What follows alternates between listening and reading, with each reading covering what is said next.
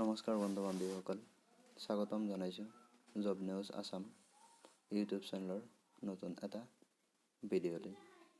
আজি আমি এই ভিডিঅ'ত অসম চৰকাৰৰ আহিবলগীয়া চাকৰি পৰীক্ষাৰ বাবে অতি গুৰুত্বপূৰ্ণ কিছুমান প্ৰশ্নৰ উত্তৰ আলোচনা কৰিম। তো আহক দেৰি নকৰাকৈ ভিডিঅ'টো আৰম্ভ কৰোঁ।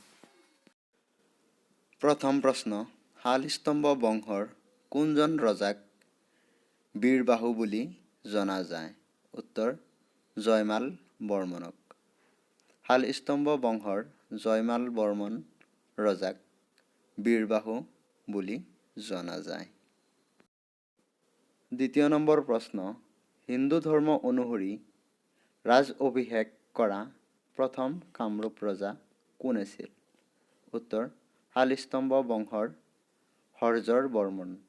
হৰ্যৰ বৰ্মন হিন্দু ধৰ্ম অনুসৰি ৰাজ অভিষেক কৰা প্ৰথম কামৰূপ ৰজা আছিল। ৩ নম্বৰ প্ৰশ্ন, কোনখন সত্ৰত গদাধৰ সিংহৰ চোলা আৰু এটা সোণালী ছাতি সংৰক্ষিত আছে? উত্তৰ, বেঙেনাআটী সত্ৰ। বেঙেনাআটী সত্ৰত গদাধৰ সিংহৰ চোলা আৰু এটা সোণালী ছাতি সংৰক্ষিত হৈ আছে। ৪ নম্বৰ প্ৰশ্ন, নামজানি বৰফুকনৰ বিজয় শিলালিপি স্তম্ভ ক'ত আৱিষ্কাৰ হৈছিল? উত্তৰ, গুৱাহাটী। গুৱাহাটীত নামজানি বৰফুকনৰ বিজয় শিলালিপি স্তম্ভ আৱিষ্কাৰ হৈছিল। ৫ নম্বৰ প্ৰশ্ন, আৰাৱলী পৰ্বতমালাৰ আটাইতকৈ উচ্চ শৃংগ কোনটো? উত্তৰ, গুৰু শিখৰ। গুৰু শিখৰ আৰাৱলী পৰ্বতমালাৰ আটাইতকৈ উচ্চ শৃংগ। ৬ নম্বৰ প্ৰশ্ন, আহোম বংশৰ প্ৰথম বৰবৰুৱা কোন আছিল? উত্তৰ, মোমাই তামুলী। মোমাই তামুলী আহোম বংশৰ প্ৰথমজন বৰবৰুৱা আছিল। ৭ নম্বৰ প্ৰশ্ন, কোনজন গুপ্ত ৰজাক দেৱগুপ্ত বুলিও জনা গৈছিল? উত্তৰ, দ্বিতীয় চন্দ্ৰগুপ্ত। দ্বিতীয় চন্দ্ৰগুপ্তক দেৱগুপ্ত বুলিও জনা গৈছিল। ৮ নম্বৰ প্ৰশ্ন, সুভাষ চন্দ্ৰ বসুৱে ভাৰতীয় জাতীয় কংগ্ৰেছৰ কোনখন অধিৱেশনত সভাপতিত্ব কৰিছিল? উত্তৰ, হৰিপুৰা অধিৱেশনত। সুভাষ চন্দ্ৰ বসুৱে ভাৰতীয় জাতীয় কংগ্ৰেছৰ হৰিপুৰা অধিৱেশনত সভাপতিত্ব কৰিছিল। ৯ নম্বৰ প্ৰশ্ন, কিমান তাৰিখে অসম চৰকাৰে ছাত্ৰ দিৱস হিচাপে ঘোষণা কৰিছে? উত্তৰ, ৩১ মাৰ্চ। ৩১ মাৰ্চ তাৰিখটো অসম চৰকাৰে ছাত্ৰ দিৱস হিচাপে ঘোষণা কৰিছে। ১০ নম্বৰ প্ৰশ্ন, পালক হ্ৰদ কোনখন ৰাজ্যৰ আটাইতকৈ ডাঙৰ প্ৰাকৃতিক হ্ৰদ? উত্তৰ, মিজোৰাম। পালক হ্ৰদ মিজোৰাম ৰাজ্যৰ আটাইতকৈ ডাঙৰ প্ৰাকৃতিক হ্ৰদ।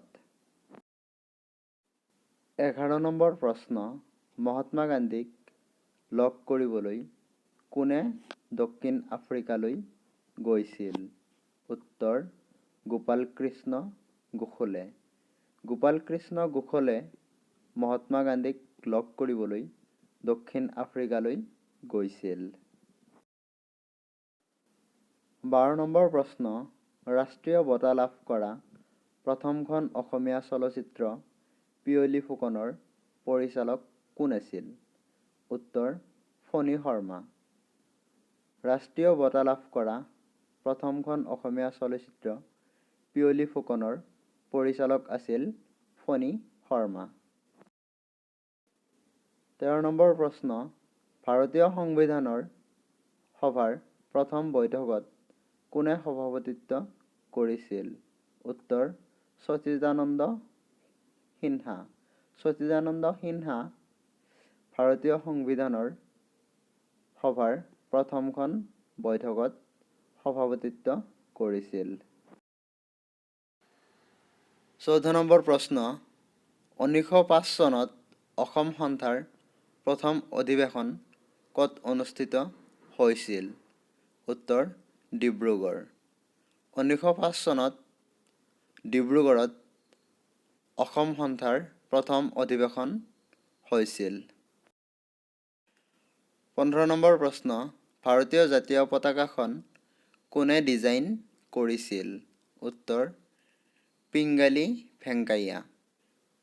ভাৰতীয় জাতীয় পতাকাখনৰ ডিজাইন কৰিছিল পিংগালী ভেংকাইয়া।